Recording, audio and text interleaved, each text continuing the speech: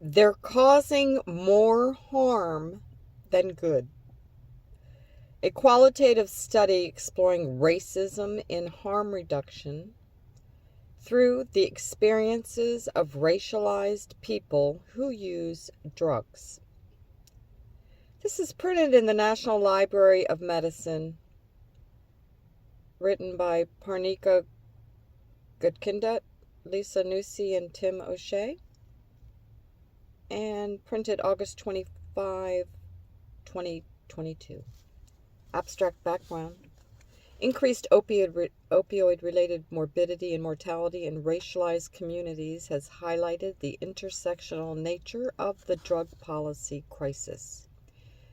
Given the racist evolution of the war on drugs and the harm reduction movement, the aim of this study is to explore racism within harm reduction services through the perspectives of our participants.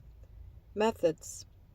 We conducted a qualitative descriptive study to explore the perspectives of racialized service users and providers on racism in the harm reduction movement in the Greater Toronto and Hamilton area.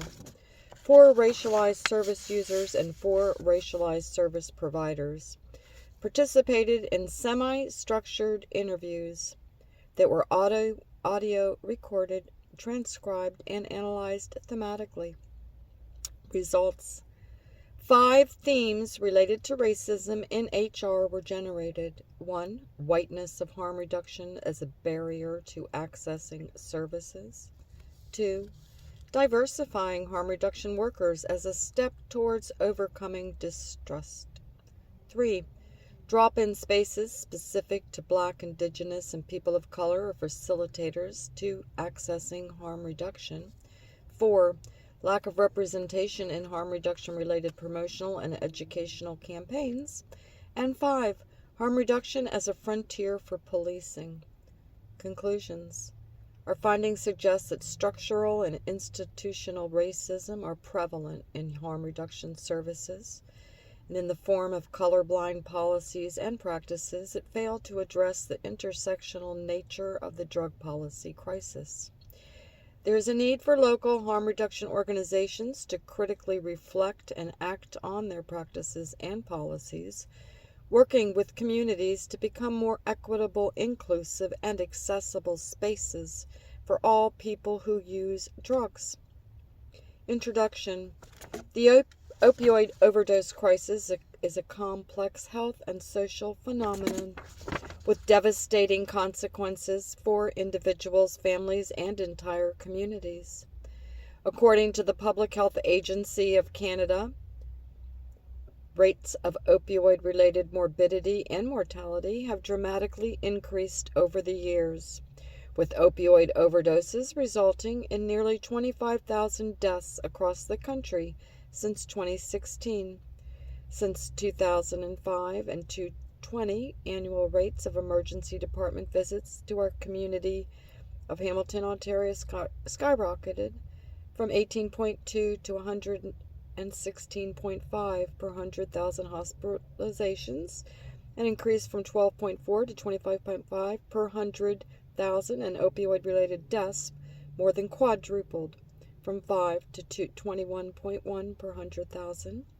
Moreover, the per capita statistics for ED visits, hospitalizations, and opioid-related deaths in Hamilton remain significantly higher than the 2020 provincial averages of 84.5, 13.7, and 16.4 per 100,000, respectively. While the rising rate of opioid-related deaths in Hamilton have been ongoing and significant public health issues for over a decade, the COVID-19 pandemic has exacerbated the crisis. In a special report issued by the Ontario Drug Policy Research Network, researchers found that there have been more opioid-related deaths in ethnically diverse neighborhoods during the COVID-19 pandemic. These findings point to the intersectional nature of the drug policy crisis, whereby racialized individuals continue to experience drug use differently from white individuals. The long history of the war on drugs, driven by xenophobia and discriminatory law enforcement practices, has led to a drug policy crisis with profound disparities in access to service and health and social outcomes for communities of color in the USA and Canada. We use the term drug policy crisis to emphasize the systemic, political, and preventable nature of the devastation wrought upon communities by what is often called the opioid overdose crisis. Rooted in grassroots activism, harm reduction is a means to reduce the harms associated with substance use, without requiring people to stop using drugs. Its founding ideology focuses on structural change to address the social, economic, and racial inequalities faced by people who use drugs. Yet, with the recent adoption of HR by Public Health, the movement today is reduced to a political, medicalized means of promoting health and mitigating individual harm. While scientific literature has demonstrated that HR practices can effectively reduce the risks and deaths associated with illicit drug use, its implementation must be understood in a historical context of drug policy that has been largely a racist response to a group of people associated with drug use and not the dangers of the drug itself. The racist nature of the war on drugs has been well documented and discussed in academic and community circles. Further, racism in healthcare delivery and research is widely acknowledged and under-addressed. However, few studies have researched the impact that racism has on all harm reduction services. Given that substance use is prevalent among communities of all backgrounds, the purpose of this study is to examine how well harm reduction spaces support the diversity of people who use drugs, with the focus on how racism manifests within the harm reduction movement. Bearing in mind that the diverse experiences of racialized people cannot be thoroughly explored in a single study, it is our hope that this work can inform anti-racist practices in our own organizations. We further hope that this work can be a contribution to what we see as a necessary and lacking conversation in the harm reduction community, and spur others to take it up in their own work and organizations. Historical background. The war on drugs in Canada is rooted in racist economic and social policy. From the early 20th century, the criminalization of drugs and alcohol was motivated by anti-Black, anti-Indigenous, and anti-Chinese racism, rather than to protect people from the bodily or social harms associated with the use of substances. In 1884, an amendment to the Indian Act prohibited the sale of alcohol to Indigenous people as a means of policing and assimilating communities into the Canadian body politic. With the passing of the Opium Act in 1908, opium smoking was largely associated with Chinese immigrant culture at the time. Canadian officials used the opium ban to target Chinese Canadian communities and punish individuals who imported, manufactured, or sold opium for non-medical purposes. In 1914, the Harrison Narcotics Act was passed in the USA to impose taxes on opium, coca leaf, and their derivatives.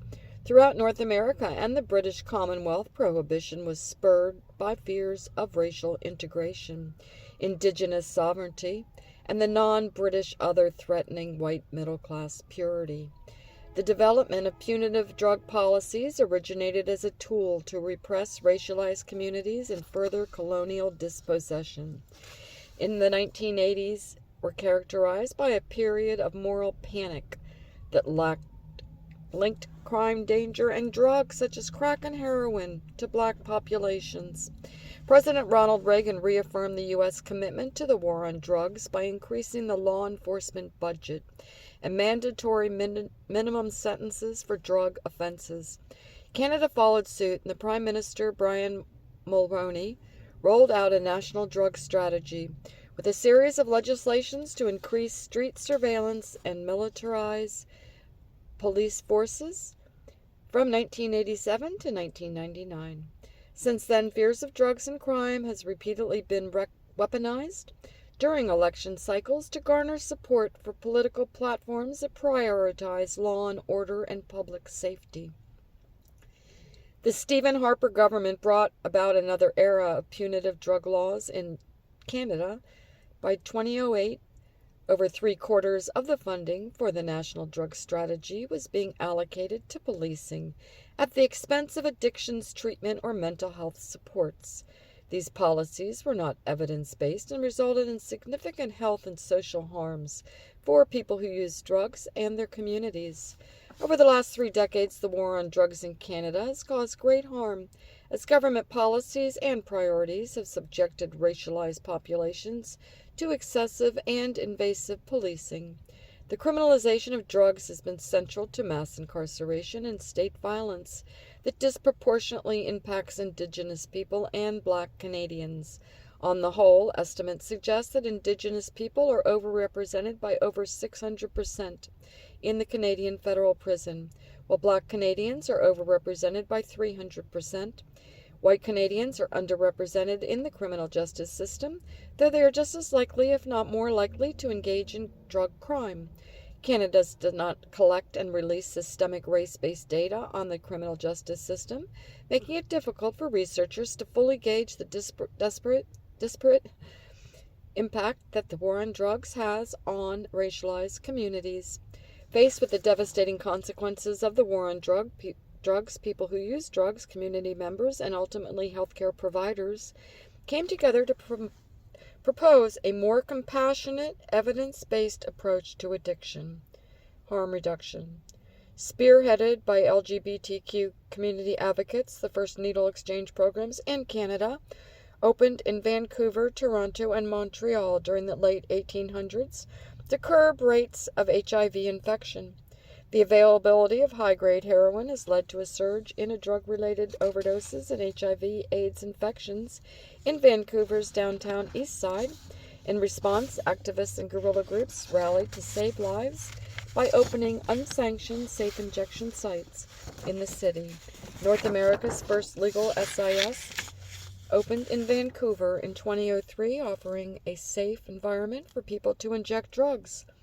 Before long, they were established in Toronto, Montreal, and Ottawa. And Hamilton, the AIDS Network, first initiated needle exchange programming in 1992. An overdose prevention site was established more recently in the city in 2018, with a second one opening in 2022. While these efforts to advance harm reduction practices were impactful and heroic, it is telling that they are only taken up by mainstream public health organizations when overprescription of opioid painkillers and addiction primarily impacted white communities in middle-class suburbs. The opioid crisis of the 1990s was not the first of its kind. North America had already experienced a heroin epidemic in the 1960s and 70s. However, this earlier epidemic was mostly impacted inner-city Black communities. Victims and their families were met with overwhelming contempt rather than compassion. Criticisms of the disease model of addiction notwithstanding, it is only when white populations become dependent on opioids that drug use started to be seen in a more sympathetic light of a biomedical disease rather than a moral failing. Finally, analyzing media as a means of gauging public opinion and policy priorities, scholars have documented divergent attitudes towards white and racialized opioid users. The media continues to highlight stories of the epidemic's suburban white victims and emphasize their humanity. A media analysis by Netherland and others found that drug use in racialized communities is not considered newsworthy, whereas drug use in white suburban neighborhoods is commonly portrayed as being tragic, surprising, and novel. thereby contributing to a racially coded narrative. The result is that white victims of the drug policy crisis have been centered in public discourse, while racialized victims have been erased. Just as in the criminal justice system, Canada does not collect race-based statistics pertaining to opioid-related deaths. Absence of data has made it more challenging for researchers to identify disparities in opioid-related mortality among racialized communities. In neglecting racialized populations within the current drug public policy crisis, while simultaneously portraying it as a novel drug epidemic, the media has erased the past and present realities of Black communities in public discourse. Furthermore, by eclipsing the impacts of the opioid epidemic on racialized populations, colorblind ideology has resulted in a collective inability to directly address racism and inequities. Though Black and Indigenous HR advocates have been experiencing and calling attention to these issues for years, they have often been denied the platform to reach larger audiences and researchers. As a societal response to the drug policy crisis shifts during one of the HR as a matter of public health, it cannot be taken for granted that this shift will be applied to or benefit all equally. Service providers and organizations must keep in mind the historical and contemporary racism that is widespread in all of our health systems, informed by knowledge of the war on drugs and the racist evolution of the public health-driven HR, harm reduction. Our research sought to reflect on racism within our own practices. Our research was guided by the following question: what are the ways in which racism is manifest in the HR movement, and how does racism impact the accessibility of HR services to racialized people?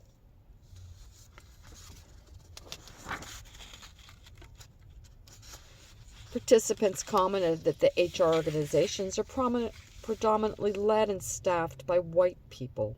One service provider shared that at all levels, upper management with HR was overwhelmingly white, commenting that it's very much white-dominated space. From the directors to the people coordinating and doing the work, they're not representative of the diversity in the province. Many added that the lack of diversity in upper management can make racialized HR staff feel unwelcome, with one service provider sharing that they had encountered resistance when trying to introduce a BIPOC-specific day at their organization. It sent a clear message that this is my space and I'm offering you a little moment here, so take it as it comes. Another participant expressed frustration that programming for racialized people is encouraged only under very specific circumstances, like Black History Month. As a result, racialized harm reduction workers often feel tokenized within the HR movement, as their suggestions and needs are frequently dismissed. I'm often tokenized.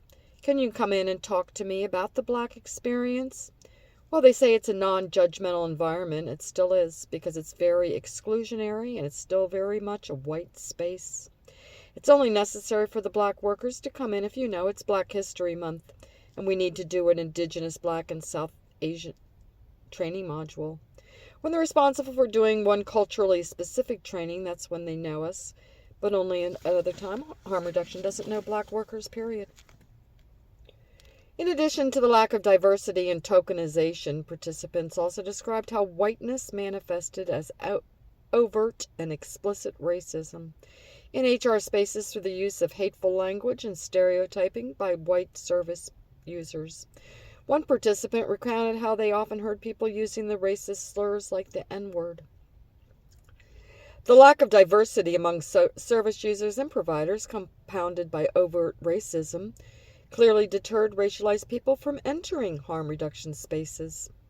One service provider spoke to the catch-22 of trying to provide life-saving services in a racist environment and the impossibility of diversifying to better meet the needs of racialized people who use drugs. very protective of what spaces I'm bringing folks into, especially when I'm saying, hey, come with your lived experience, we need you, and then the space isn't safe for them. It's not even safe for me. Participants consistently reported that HR spaces were in general inhospitable and even harmful to them as racialized people. Participants spoke of a longing for spaces that were familiar, welcoming, and met their needs. Diversifying harm reduction workers is a step towards overcoming distrust. All participants emphasize that racialized service users have unique needs that are best addressed by racialized staff. They highlighted the urgent need for harm reduction organizations to hire more racialized peer support workers, particularly given the mistrust that historically excluded communities might harbor for public institutions. For instance, one participant pointed out that there was a tenuous relationship between their community and harm reduction. When we look at the Black community, I cannot name one institution we trust, and it's based on our experiences. Not because we're coming with this prejudice and bias and not giving it a chance. We gave it a chance, and we tried assessing a service there, and look what happened. In addition to distrust towards institutions, broadly speaking, participants mentioned that they had difficulty connecting with service providers who couldn't relate to the way stigma and familial shame surrounding drug use operated in their own backgrounds. Whereas there might not be as crazy of a stigma in a North American culture, in their culture or a very religious culture, it's like the end of the world, and it's hard to express that to a Westerner.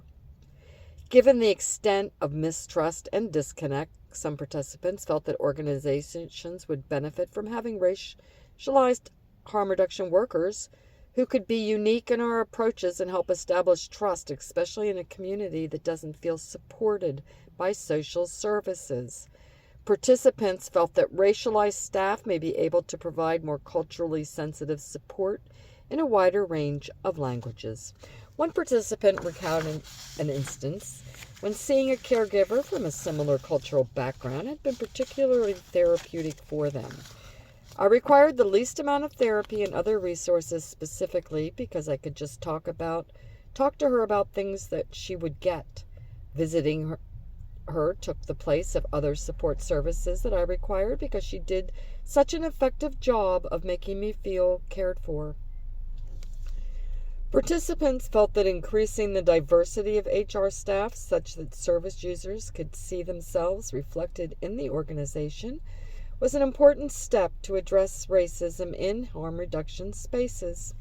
They also described carving out BIPOC-specific service user spaces as a necessary measure.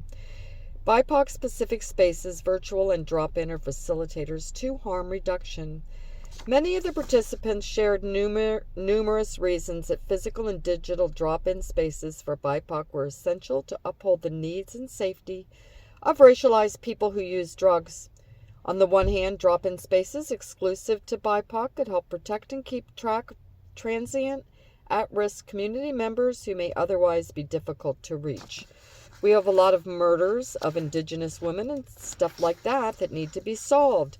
If I think that those spaces do is give us a way to keep tabs on those at-risk communities. And we've got a sense of who they are as individuals a little bit more so that we can keep better check in on them. Moreover, drop-in spaces exclusive to racialized people could help service users find social support within their communities by hearing and learning from those who may have a similar cultural background. Participants highlighted the value in connecting people with a common heritage and shared experiences, as it was inspiring and reaffirming to see how other racialized people were navigating the hurdles in their own lives. For instance, one participant shared that drop-in spaces exclusive to racialized people could help promote person of color solidarity and offer critical perspective, which was a huge part of the recovery. Some participants expressed that physically entering harm reduction spaces could be difficult for potential service users for a number of reasons. For example, one participant discussed how accessing HR might cause anxiety for some racialized service users due to a fear of being identified in small communities. The participant highlighted how their own harm reduction team had introduced online drop-in spaces exclusively for racialized youth during the COVID pandemic to connect with folks where they are. They wanted to say that the drop-in online could be a space where people are able to show themselves and be themselves, and where they don't have to put on a play for other people. Overall, online spaces were viewed by some participants as a lower risk, lower barrier way of engaging with harm reduction. Lack of representation in the harm reduction related promotional and educational campaigns. There was a consensus that HR organizations rarely displayed diverse faces or perspectives on their promotional materials. Newcomer participants remarked that advertising is not always placed in locations frequently accessed by immigrant populations.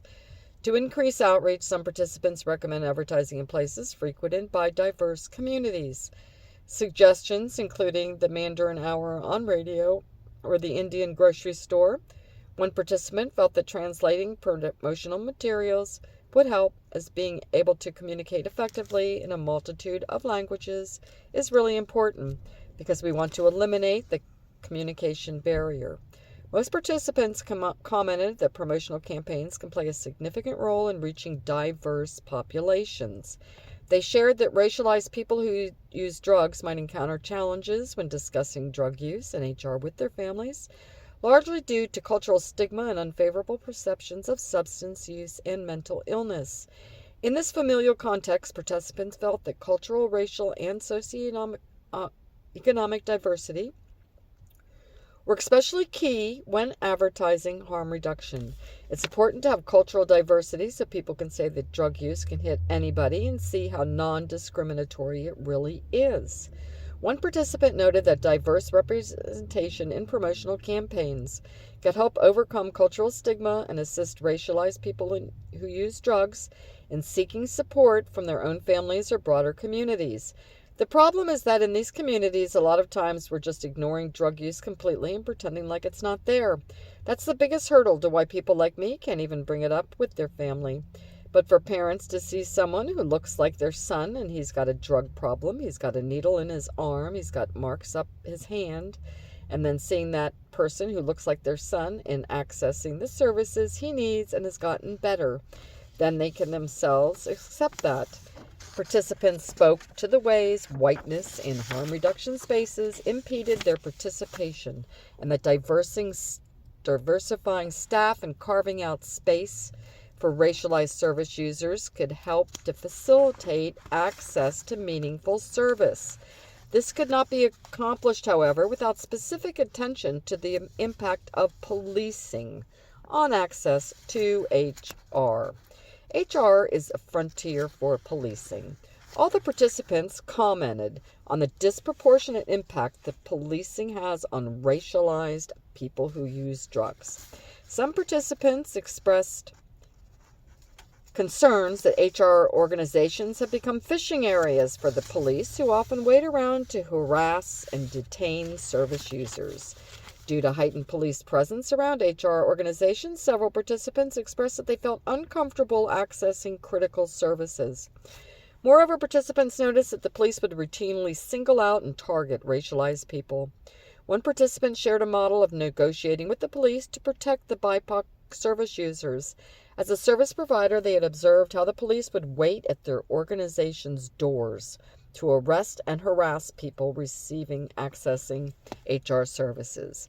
Seeing the harm that these interactions were causing to the community, they took up the task of negotiating with the police to uphold the safety of communities of color, more specifically the safety and well-being of Black men.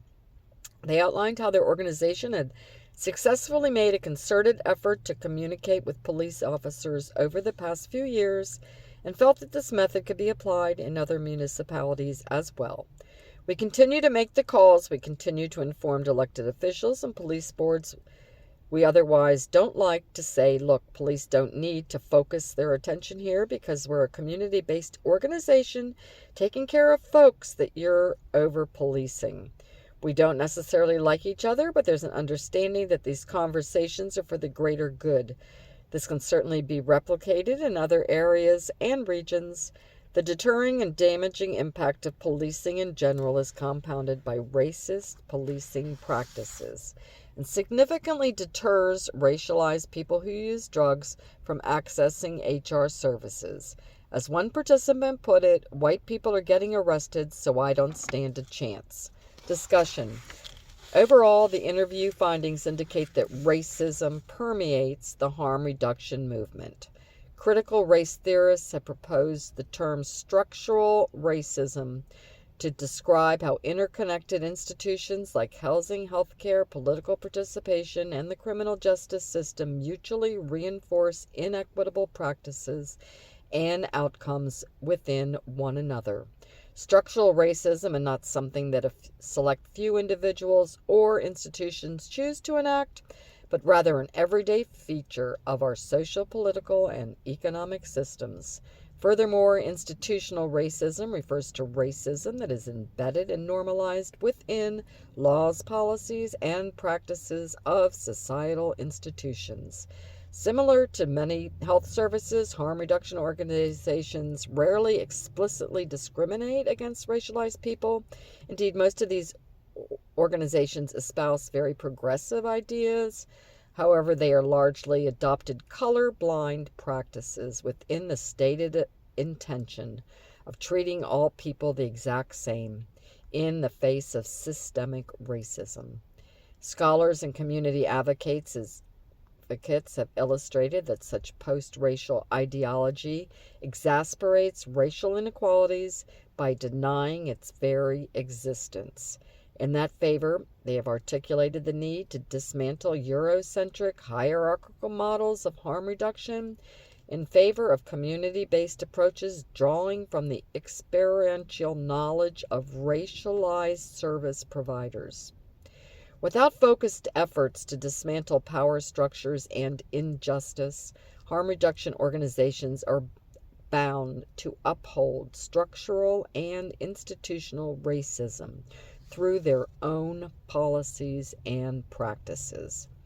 Our study adds to limited discussion on the existence of racism within harm reduction and explores some ways forward from the point of view of our participants. Our findings align with existing literature on cultural attitudes towards drug use, racial matching in health and social services, and racism in the criminal justice system. It is well documented in addictions research that cultural views can impact help-seeking behaviors among immigrant populations. Stigma can lead to racialized people concealing their drug use instead of seeking support for it. Our findings reveal that the whiteness of harm reduction spaces compounds the reluctance on the part of some racialized communities or individuals to seek out support. Rather than pathologizing and deriding communities of color, as is commonly done in health service research, our findings point to the need for HR organizations to adopt more innovative approaches to better reach and welcome racialized people who use drugs. Many studies in psychology have explored the advantages of being cared for by someone from the same cultural background. Our meta-analysis found that individuals have a more positive perception towards therapists of their own race and ethnicity, as clients tend to trust and relate better with counselors that share their cultural heritage. A similar number of studies examining racial matching in harm reduction and addiction medicine suggests that increased representation has a positive impact on service engagement and treatment outcomes, as racialized service providers may better understand the needs of their communities. The results of our study, consistent with the literature, speaks to how the whiteness of HR services is impacting the potential for racialized service users to benefit from these same services. Finally, many participants noted that police presence near HR services had deterred them from accessing important supports. It's well known that law enforcement and criminalization of drug use disproportionately impacts racialized people who use drugs, leading to overrepresentation of Black and Indigenous people within carceral spaces.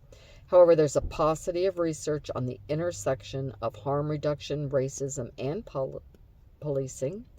Notably, 2 companion articles from 2020 and 2021 explored the Toronto Police Service officers and consumption and treatment services users providers' experiences of one another. Police expressed that they lack clarity on how and when to engage with them, as well as a frustration at the reluctance of service providers to collaborate with them. The exploration of service provider and user experiences of policing calls for a bounding of police authority, communication between service provider and policing leaderships, and explicit written policy on how, when, and why police can enter. Astonishingly, though perhaps tellingly, neither of these studies mention race or racism beyond stating the demographic makeup of the participants. One study has several limitations. For one, it has a small-scale sample size of 8 participants. The results would potentially be more conclusive and insightful if a greater number of racialized people who use drugs had been interviewed. In addition, we only interviewed English-speaking service users and service providers, meaning that we're not able to account for the perspectives of non-English speakers. Because of our small sample size, there is no possibility to disaggregate our findings by racialized group. Still, it's important to avoid assuming that the experiences of racialized groups are homogeneous. We also recognize that our own positionality as researchers may have impacted what participants were willing to share. The interviews were conducted by a racialized woman, but the study was driven by academics and health providers with no lived experience in drug use. Finally, because the study was taken up at a limited-time undergraduate thesis, we did not explicitly involve people who use drugs in steering the research. Despite the lack of involvement with people who use drugs, we felt compelled to publish this work because of the dearth of conversation in the literature regarding racism in HR. It's clear from our findings that there's enormous room for HR organizations to make changes to their policies and practices to improve accessibility to BIPOC populations. While suggestions to that end can be elicited from our findings, increasing diversity of staff and management, better representation of promotional material, and implementing measures to address the deterrent and punitive impacts of police on social services, we implore harm reduction organizations to take action in ways that will not further marginalize and exploit racialized people. What does it mean for the very institutions that have been giving rise to racist environments to be the ones responsible for implementing change and acknowledging the racist origins of the drug war and now in the harm reduction movement? It's imperative that organizations take up a political analysis of what does simply arc towards inclusive practices that reproduce the problem of tokenizing, overburdening, and directly harming racialized people. Echoing the calls of Hughes and others for a community-engaged approach to harm reduction, we suggest that funders and policy makers alike make room for more harm reduction organizations and services that are led by BIPOC from their inception. The theme of a harm reduction as a frontier for policing has important implications for our practice. Our findings point to the need for harm reduction providers to be cognizant of the impact policing is having on how racialized people can even engage with services. We suggest organizations should be prepared, proactive, and transparent regarding how they plan to engage with police to protect service users and providers. It's important to acknowledge and plan in the context of calls to defund and abolish the police, which have continued to grow as a counter to the racist colonial past and present of our policing institution. In keeping with the limitations of the size and scope of the study, we cannot offer prescriptive, generalized recommendations to all HR organizations broadly. Rather, we encourage HR services to consult with community and take up this work in their own context.